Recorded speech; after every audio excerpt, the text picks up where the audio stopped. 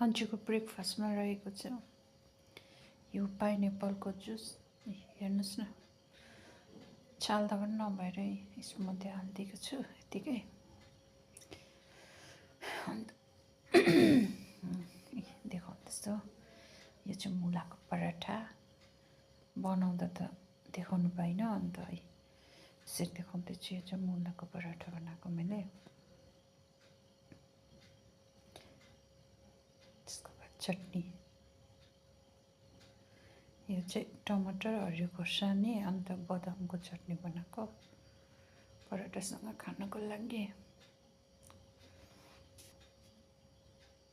बाद अब नुन ल्याउनु गएको छु, ब्ल्याक सल्ट। अब ब्ल्याक सल्ट जुसमा हाल्न आँटेको, फेरि मिठो हुँदैन नि त, त्यतिको त कसरी खानु है। नुन हालेर घोले। पाइनएप्पलको जुस मिठो लाग्छ, पाइनएप्पलको जुस। नुन चाहिँ हाल्नुपर्छ अलिकति। अब दही, पराठासँग त दही दामी लाग्छ नि त, होइन। अब मेरो ब्रेकफास्ट रेडी भयो। पराठा, जुस, दही र चटनी।